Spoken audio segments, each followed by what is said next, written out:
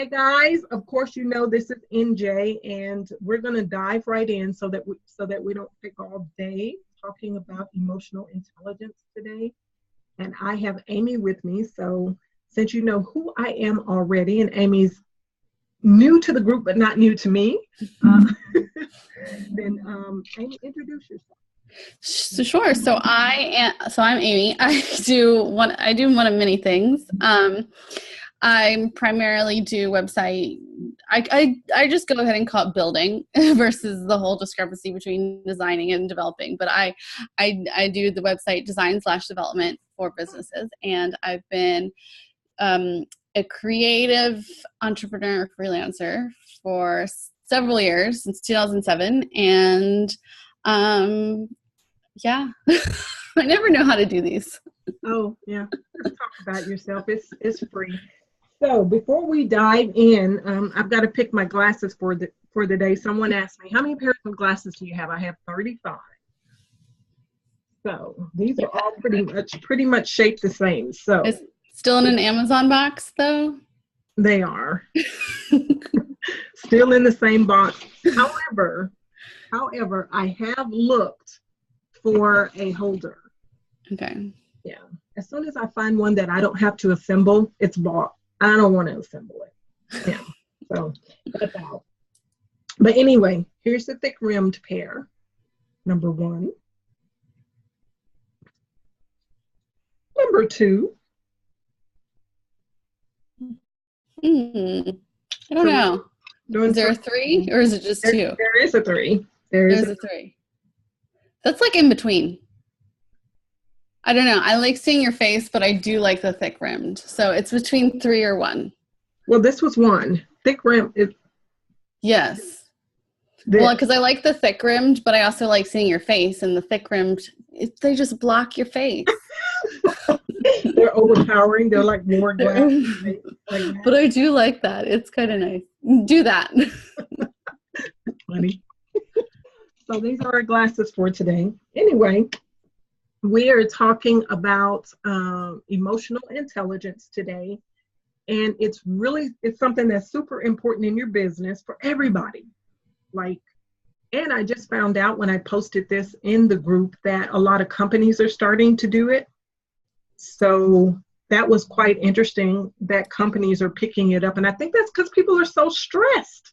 Whether you work at home or whether you work outside the home, people are stressed and they're not knowing how to handle emotions and feelings, and whether to eat ice cream and wear fuzzy socks or not eat ice cream, all of this kind of stuff. So I thought we'd just have a casual conversation about it, what it is and what we can do about some of this stuff, and how it relates to starting businesses. Now, you have a Webpreneur Academy, right?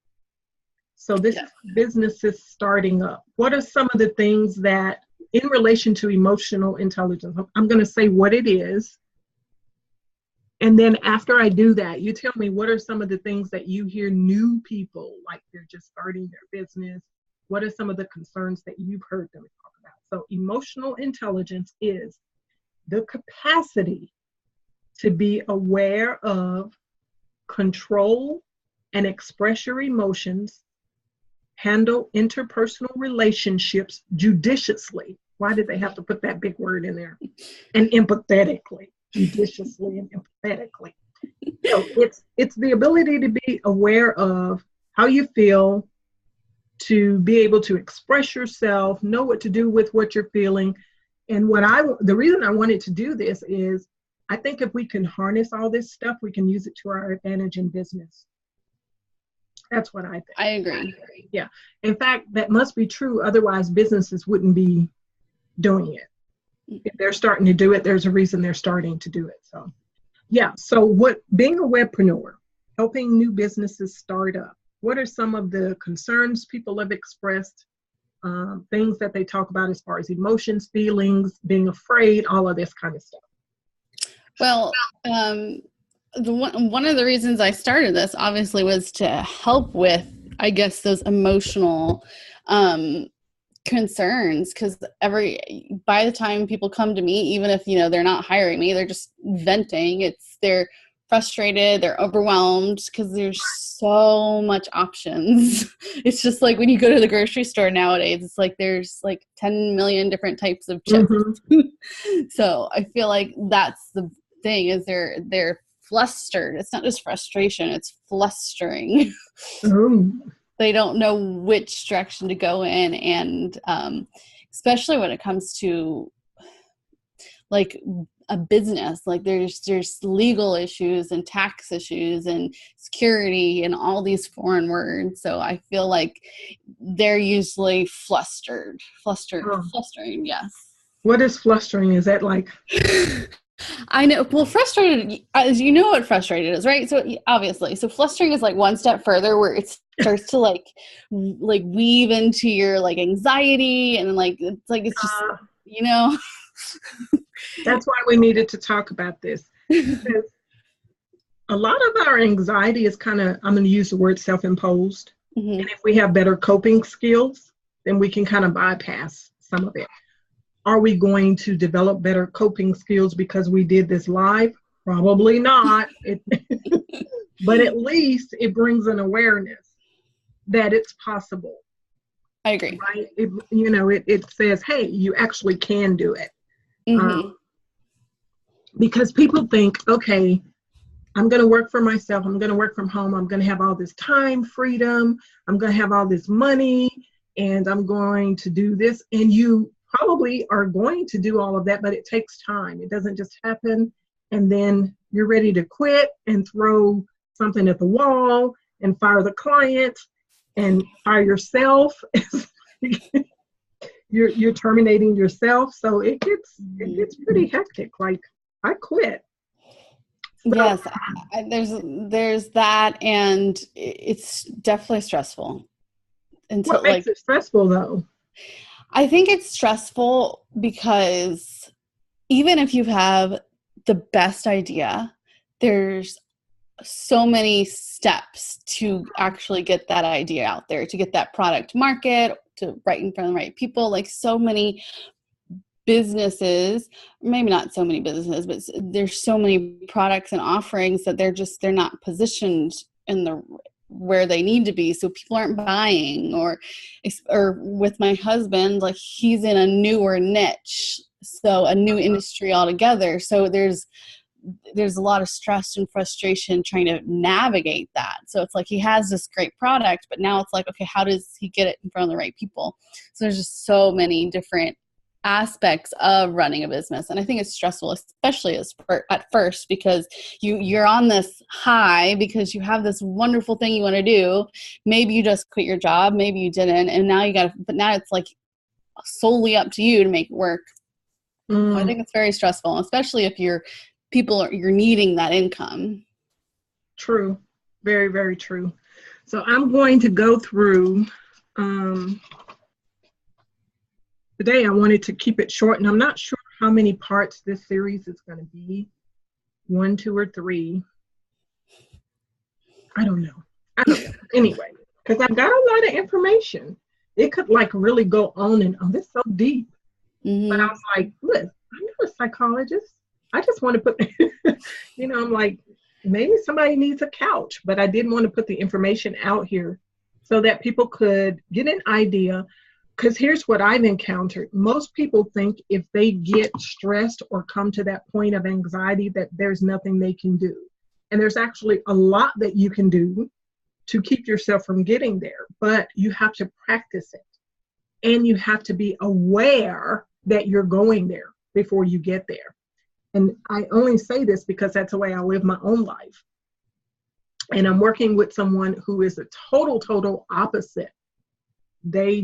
And we've been talking about, they just allow it to happen because they didn't feel like they could control it, that they did have authority over it. And so that's why I wanted to talk about this. I'm like, you do.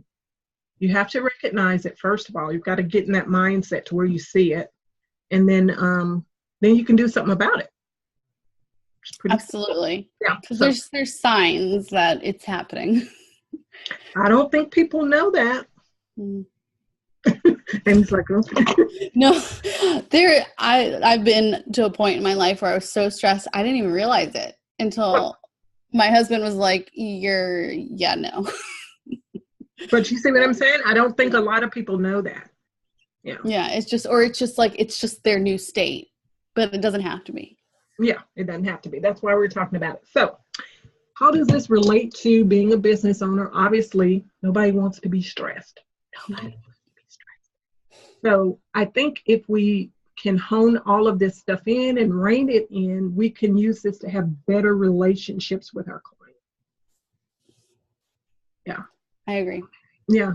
So that's the whole thing. And build not only that, but even in the attraction marketing sphere, we can build better rapport with people we want to work with because we get those emotions under control. And start talking about what Landon Porter talks about, having that positive indifference versus, well, I responded to this RFP and they didn't respond back, or this, that, and the other, and now you're all, because your emotions just went crazy. You know, I think Amy's frozen, but because she's sitting there and on like this on the couch. You froze for a second too. Oh, okay. That means the whole platform froze then. But yeah, so I think that whole process, even when you're getting clients and building that rapport and using attraction marketing, building social acuity, all of that stuff, it can help because you get your emotions under control. You get your feelings under control. You know how to use them, not manipulate them, but actually just use them to your advantage in your business and in your life. Well, the first thing is the ability, I'm going to give the 5 pillars. I have them written down here because I wasn't going to try to remember them for sure. The 5 components, or we can call them qualities of emotional intelligence or self-awareness, self-regulation, motivation, empathy, and social skills. All of that has to do with us being webpreneurs, entrepreneurs. What's the proper way to say that word? Entrepreneurs. I don't know. I say entrepreneurs. Entre. I don't know. Entrepreneurs, home-based businesses, service providers, whatever we want to call them. Those are the things. Being aware of yourself and regulating yourself. Motivation, which is an internal thing. A lot of people think it's an external thing. It's actually an internal thing. And then empathy and social skills. Being able to put yourself in your client's place when your client is saying, I don't like this, or I don't want that, or maybe you made a mistake and they're upset about it. Being able to say, you know what? I would be upset too, instead of, how dare they be upset? Well, they paid you. They have a right to not be happy about an outcome, right? So. Yes, I agree. So what are we going to do about it? So let's talk about self-awareness. What do you do? Like, how do you know when you're going into a zone, whatever that zone is? How do you know? So I know I can definitely feel it. So I feel like I have 3 zones. One is like this creative flow that's like I just keep going, and then it's like I keep going till I hit a wall, and then I'm burned out. Mm-hmm. So it's like, okay, nothing concrete is going to come from this product or this burned out. So I just shift my tasks. So it's like, okay, maybe now I start going into more administrative mode if I'm burned out. And and that helps. So what would you do though if you were, okay, because you're an established business, but if you were brand new, and you were getting started, and the things that are creative, they have to be done. Otherwise the business is not going to launch, right? And it's stressing you out, because in Odyssey, we have people that were starting up, and what they're doing is they're joining a massive amount of groups, and it's freaking them out because it's so much content, right? Just like you were talking about the whole grocery store thing. It's so much content, and it's so many things to do, and it's this person said do it this way, and that person said do it that way, and you don't know which direction to go in, and so then you just start feeling stuck, right? Yes. And then fear sets in because we're Mhm. talking about emotional intelligence. Fear comes in, self-doubt comes in, right? You start feeling incompetent because you start comparing yourself to other people. So all of this stuff just floods in. What do you do then? You stop and you walk away. To be honest, I mean, you don't need to walk away for very long, but I would recommend if you're starting to feel overwhelmed and all these negative emotions are creeping in, you probably just need like a break and a refresh so that you can come back and and even sometimes just walking away from a group or lessening the amount of groups that you're in. Because like you said, there's so much advice out there and a lot of it's good. The problem is not all of it's going to apply to you. So if you are getting to a point where there's fear and there's self-doubt or there's fear of missing out or whatever, especially comparing yourself to others, I highly recommend just completely walking away from anything that's going to get you in comparison mode. Yeah. So I think, and just a refresh, a change of scenery, a walk outside. With anxiety and stress, there's a thing to just stick your head in an ice box. That instant cold, that instant cold. Real? Is that real? That is a real thing that they teach. That's taught. To like put an ice pack on your head, like that's an actual anxiety reduction technique. Because it also brings you back to reality if you're stuck in your head. So in terms of self-awareness, you just need to, like, if you start having those negative thoughts, I think that it's just time to walk away. And I get them still. Like, I'm just like, I'll be overwhelmed. I'll start having self-doubt. I'm just like, okay, I'm too close to it, first of all. And I just need to walk away and come back. It's sort of like when you create something, you don't publish it right away. You got to come back to it. You need a fresh perspective. Same thing, yeah. There's a comment that says they only know about emotional intelligence when working with children, and there is a controversy that adults cannot develop emotional intelligence. I'm going to disagree with that, and that's not a scientific disagreement. The reason is I don't personally feel just because you're an adult you can't learn something. If I'm going to agree with that, then I have to say that you're just stuck wherever you are. Whatever it is, you're stuck. And my life has changed, from being this person that would get all flustered, like you said, to being a person that can handle this. So I know it's possible because I'm an adult. So, and I work with people, although it's in a nonprofit capacity, I work with people to make this happen. So I know it can happen. Scientifically, they don't actually believe that adults can probably change, which doesn't really make sense considering we're learning that businesses are starting to use it. If businesses didn't believe that it could happen, do you think they would invest the money to start using it? That just doesn't make any sense. So, yeah. I don't think it makes sense either. I mean, adults are the primary target for, let me see how to phrase this. Self-help books are primarily for adults. And all this stuff, self-development. I mean, there's so many adult psychology things, including groups and therapy. I think preventing it with children is great. I mean, I think the problem is toddler, like, it's just different. It's like a different target audience. But I disagree with that. I mean, your brain is always changing. Well, it should be. Yeah. It totally should be. And if you can't evolve, that's kind of scary. I'm sure there are some people that they can't, like they just cannot get out of side of themselves. I can definitely get that there are some people that are too paralyzed in their own thoughts, but you can get out of that. I just don't know if they're in a position or an environment that they know that they can get out of it. Yeah. I agree with that because one person that I'm working with, it's a guy, and he always says, well, I didn't know. And then I always say, well, why didn't you know? I mean, that's a question. If you don't know, why didn't you know? Because that's what we're talking about is self-awareness. So if you start when the person's a toddler or a child, then they can grow up being self-aware. maybe they grew up without that and now they're an adult and they don't know that they can actually be in touch with their feelings. They don't know that.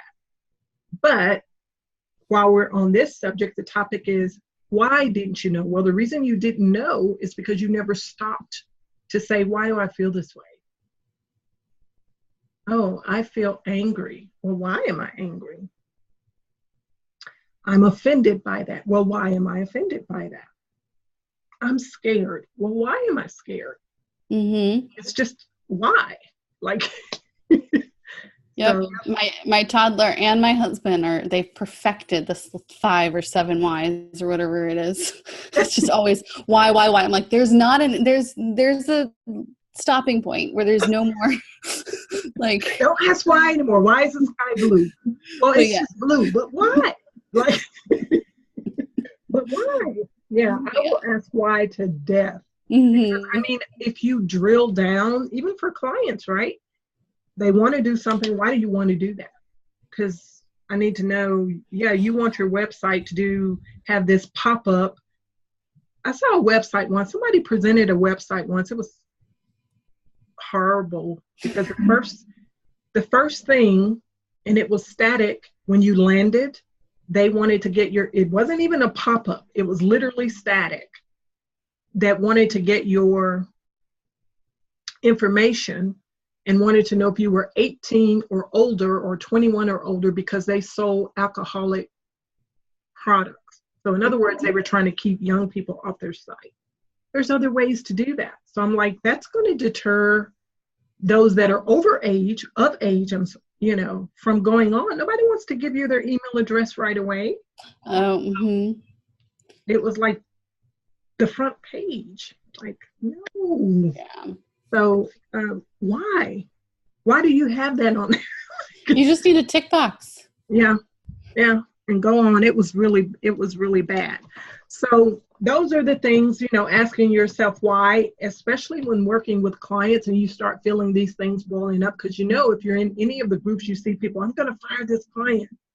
And sometimes it's not all the client.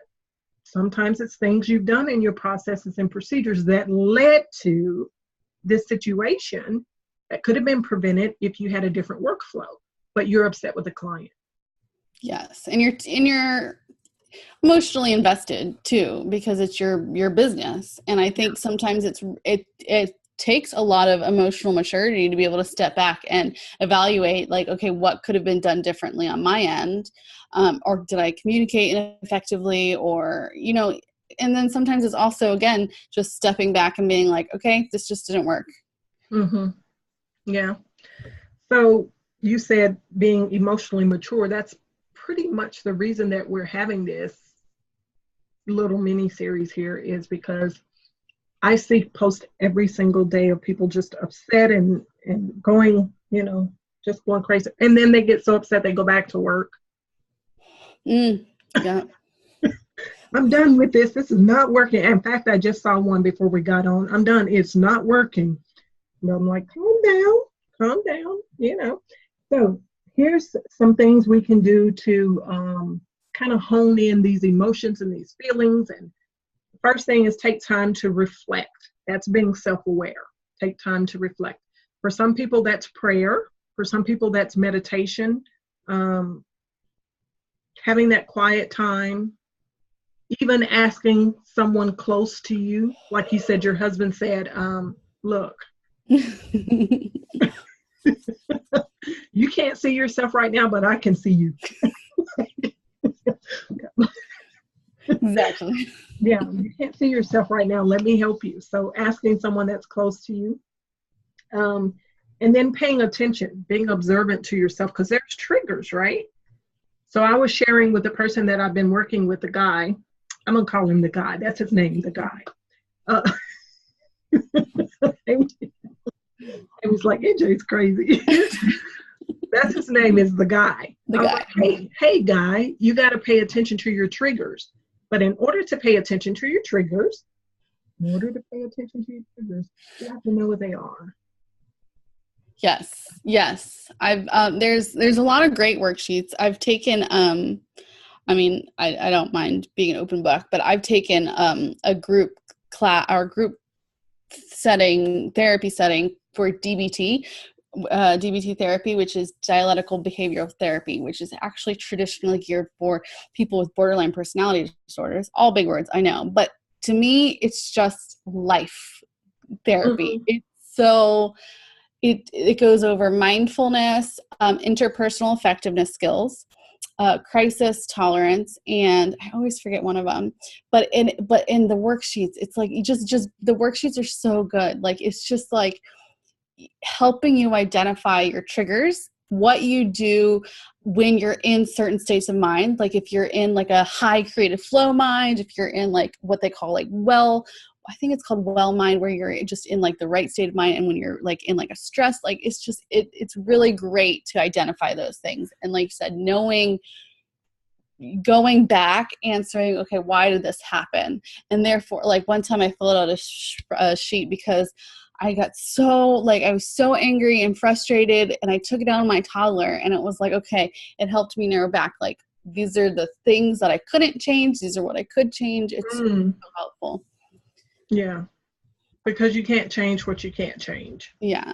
And then you start, it just helps you be more observant and self-aware and all that.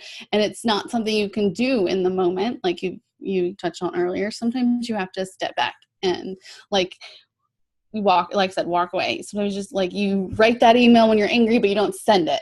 And then you come back or something. I've heard that tip a lot. I'm like, yeah, I'll write it all out, like pretending I'm going to send it. And then I don't send it. And then I come back. And then you come back and you're like, oh. So this person told me one time, they're like, I accidentally sent an email. This photographer, I accidentally sent that email. And I said, the trick to that is never put the email address in the to field. Mm-hmm. Just don't put it in there, and then you don't have to ever worry about accidentally hitting it because it's going to go nowhere. Yes. So I know that sounds crazy. Do not put the email address in the to field. Just type. So, last thing I do always. So that should be the last thing that you do if you're in some type of mindset thing, mm-hmm. and you just want to write. Or you can avoid the email altogether and use Word or Google Docs. There you go. It's easy copy paste. Just go to Word or Google Docs if you need to use that strategy. I do actually recommend that strategy because it's good for you to learn. Like if you're writing while you're angry or frustrated, and you can come back and you're able to pull things out. And I think it could be a good learning experience, especially when you're talking about clients and moving forward. I agree. Another key point was being observant, and my husband likes to use the word step outside of yourself. That's his phrase. I stepped outside of myself. I'm like, really? So, okay. That sounds very like surreal experience. I stepped outside myself. Like, were you looking back at yourself? But anyway, that being objective, being able to see your part. Like I was talking about the client, maybe your processes are not cool and they could use a bit of fine tuning, and that would have prevented this other thing from happening.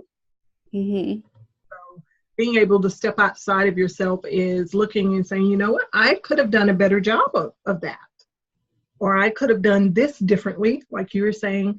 And then calm down and see if you can fix this with the client, because that's really what we're talking about, instead of having this big, huge fallout. So the other day I posted in the group a photograph I took of someone that I did their branding session. I had done subcontract work for her. And she's a nice person, but she's not a warm, friendly person. We don't have an issue with that, right? She easily says, I'm not warm and friendly. I don't have an issue with that. That's her. But we didn't end the relationship in a way to where we were fighting. You know what I mean? Like people, and they're fighting and they're talking about each other and all of that. It just was over. I wanted to go. She probably wanted me to go. It was time. And there's nothing to end it on a bad note when you can end it on a good note. So this person that I used to actually subcontract for, is my photography client. Okay. Just became my photography client. You see? So if we had ended on a bad note because I'm like, rah, and she's like, rah, then that never would have happened. I agree. I think it's another thing of emotional maturity and intelligence when you can graduate from a client, which sounds like what you did. Because there was recently a client, I was like, listen, like for her, there was nothing more I could do. Mm-hmm. She still comes back to me for things I can do, but for her, she was a monthly client. I'm like, at this point, you need something different, something that I don't have time for, or maybe interesting. Like it was just not my specialty. So Mm-hmm. I think, like you said, ending on a good note. So she'll still come back to me, but I think that's definitely like holding on to things longer than you need to, especially clients. I feel like a lot of people hold on to clients longer than they can, even if the client's fine. Like they're like, oh, but it's income. Even if it's not like a conflict, it's income. Right. I think income is the driving force for a lot of stuff. If you are on and listening and you have questions or comments, you're more than welcome to pop them down below, and I am monitoring, so I will see them, but we're just kind of going over that. And negative, the next thing was, we already talked about that, asking yourself why, and I advocate that you ask yourself why a lot. Like a whole lot, even with the good stuff. We do that with the negatives, but even with the positives. For example, I have this thing where I really don't believe in rejoicing when someone has something bad happen to them. Now that's my personal thing. So if I see something bad happen to someone, there are people that are like, they got what they deserved, kind of stuff. That's my personal thing. I just don't believe in doing that. So even ask yourself why for the things that you consider positive. Like, why would you rejoice in that? That's a human being, that's a person, because that goes back to empathy. Can you put yourself in that person's position? And this is all a part of having emotional intelligence, is can you empathize with them? You might not be able to really say, maybe they did get what they deserved. But should it make me feel this good? I think that going back to having someone that you trust, it doesn't have to be a spouse, regardless of if you have one or not. But I find sometimes finding a peer that I trust, I've often done that. I've done that recently. I was like, this bothered me. Could you how do you feel about this? Am I wrong? Am I just not thinking, bringing me into that point of view or a different point of view? But I mean, I do this with anything. I'm like, even, especially, in my marriage, it's like, it doesn't matter what my husband says, I'm not going to believe him, and vice versa. Like that, you got to get someone who's not involved sometimes to help you bring in that perspective, because the two people in the argument or whatever, like, it's just going to be he said versus she said. If that makes sense. It does. I have to let my chair down some. I was uncomfortable. It makes sense. So I'm tall, but not that tall. So then there's this whole fear of rejection. Now that's a huge topic within itself. So I think, what would you say about that? I used to have a different insight until I joined the Gorilla Group. With Land Important. Being an empathetic person by nature and a people person, I obviously like to please people. Now, I'm also the type of person that's like, this is who I am, whatever. But I do try to go a little bit further to be empathetic and understand. So when it came to like rejection or even just arguments that were subjective, not objective, I took it personally. But now I see it as it's for the best. And sometimes it stinks. Like I've gotten some rejections that I didn't want to get rejections on, of course. And again, take a breath, walk away, like get back into the right mindset, however you need to. It's self-care. But it's usually for the best, or even if it doesn't feel like it, like it's if sometimes the rejection is you weren't a good fit for them, and therefore maybe it wasn't going to work out in the long run. Does that make sense? Mm-hmm. Yeah. But what if we actually didn't view it as rejection? At all, yeah. But then what would we review it as? Like, I see where you're going, but I'm trying to think what the substitute would be. It would be exactly what you said. Like, Okay. It would be exactly what you said. So let's use something simple, like you applied to work, to do a thing with someone and it didn't materialize, right? Instead of saying, I got rejected, what if you just said, that wasn't for me? Mm-hmm. That wasn't a good fit for them. Or, you know what? In hindsight, they weren't a good fit for me. Instead of making it have that negative connotation to it, to where your mind immediately goes, they didn't want me, because that's really what's happening. My skills weren't good enough. Or something about my personal appearance wasn't good enough. Something about whatever wasn't good enough, and they didn't want me. That's basically what's happening in the noggin. That's Yep. in the noggin. Yes. I definitely understand that. Yeah, so they didn't want me. And I've always said inside of this group, if you detach yourself from that and realize that they're not always or necessarily saying they don't want you, the person, most of the time it's they found a better skill set. People have better skill sets. That's just reality. Mm-hmm. They found a different personality. People have more compatible personalities to other people. That's just a reality. So if we stop making it personal and understand, another point I like to drive home is every time you do an RFP, you have to realize this person is a business. And they are a business that wants the best for their business, just like you want the best for your business. Why, if you're not the best fit, would you expect them to bring you on? Why? Definitely. It's a business decision. It's not personal. This is about money. There's no other nice way to say it. When it really comes down to it, it's really about money. They're investing their money, and they want to have the choice of where to invest it. Definitely. Absolutely. Yeah. So if we viewed it a little bit differently, maybe it wouldn't sting so bad. What do you think about that? I agree. I think finding, and that's hard. And that's why it's part of emotional intelligence, because it's not something that you can do overnight. Like I said, I've been doing this since 2007, and I found Landon's group in December, January. So my mindset and Ben Perry, and just surrounding myself by the right people and making this a journey. Like, it really is an internal journey to get to that. So it's not an overnight thing. And shifting your mindset to a healthier mindset. First of all, you're healthier, you're not as stressed, or you can handle it better. And then second of all, you're more productive because of that. That's true. It's really true. So Landon uses this term called positive indifference.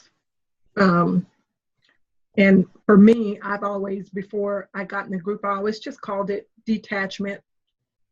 And it, like you said, it's not easy to do. You have to grow into it. Mm-hmm. Like, okay, cool, that wasn't for me, and then you move on. And or some people call that tough skin. It's all the same difference. Yeah. So, yeah. I like positive indifference too, because it's a positive versus a negative. Yeah. So you have to develop those things for the long run. It's not even, we're just not just talking about starting a business, but as you are in business year after year and you're growing and growing, they use this phrase called new level, new devil. Have you ever heard that before? I haven't, actually. Okay, so all it means is as you elevate, it doesn't matter if it's life or whatever, as you're going up, you face different challenges. Makes complete sense. Yeah, it does. Every new level you get on, you're going to have a different challenge that you have to confront and overcome. So that works whether you've been in business 50 years, whether you just started, whatever the case is. That's just what you're going to have to deal with. And then we talked about when you feel that stress coming on, there's being proactive and reactive, which is something I think people don't necessarily practice enough. And like, if you are aware that it's coming, you can be proactive. You start tapping in, you can be proactive versus reactive, where you just explode. And then you go into the group and start typing out this long post about this horrible day you're having and all of this kind of stuff. Why are you laughing, Amy? I think that's funny because, I mean, a lot of people do that. Yeah. I mean, I think we all sometimes we need a vent, but I think it's also funny because that's the same thing, because it's like sometimes you can't be proactive until you've experienced it. Because again, it's knowing yourself, knowing your triggers, and working towards that, if that makes sense. Mm-hmm. Like I've noticed sometimes it's like, oh, I didn't realize that, oh, I can change that to prevent this issue with the client next time. Because, you know, it's like you got to experience what you need in your business with your clients. Mm-hmm. Let's see what I have next, because we're going to be ending in just a few minutes. I wanted this to be short. Expressing yourself. No, this hasn't, because I'm going to break it up in parts. Expressing yourself, like this is an issue for a lot of people. Like, I feel something, but I don't know how to talk about it. Or I'm afraid I'm going to be judged. This is a huge thing. People are going to judge me if I talk about it, right? I don't really have that issue. So, like, judge me. Go ahead and judge me. Because who doesn't have something that they're working on? We're all human. We all have struggles. We all have these things. I'll use my gray hair. I've talked about this in the group before. So I started graying in my 20s. And as I'm 20 years old and, you know, getting older, people were dyeing their hair. That's the normal thing to do, is to dye your hair. But I made the decision that I wasn't going to ever dye my hair. I've never dyed my hair in my whole life, ever. I started graying in my 20s and it's been gray ever since. But you have people, they judge you on that. Because you don't, you know, they judge you. I had people say, you really need to dye your hair. Or you really need to do this. I'm like, you really need to get out of my face. You really need to get out. You know, like, no, I'm nice, really. I'm just like, yeah, Jay, you really need to get out of No, but it's true. And it just reminds me of something someone said today, that that worst advice usually is preceded by, I think you should. Oh, yeah. Yeah, I'm going to give you this suggestion. I think you should dye your hair. I'm like, no, I made this decision. One person asked me one time, she said, are you wearing your hair gray to make a statement? No, this is my hair. It grew out of my head. But it grew out of my head this way. Why would I be making a statement? I didn't do anything. This is my actual hair. Like, you know, isn't that crazy? No, it came this way. So I guess I've had a bunch of crazy stuff, but my whole thing was, I don't have to dye it if I don't want to. And I've chosen not to. That doesn't mean it's something wrong because you are dying, you know. It just means I made a different decision, and I should be able to make a different decision.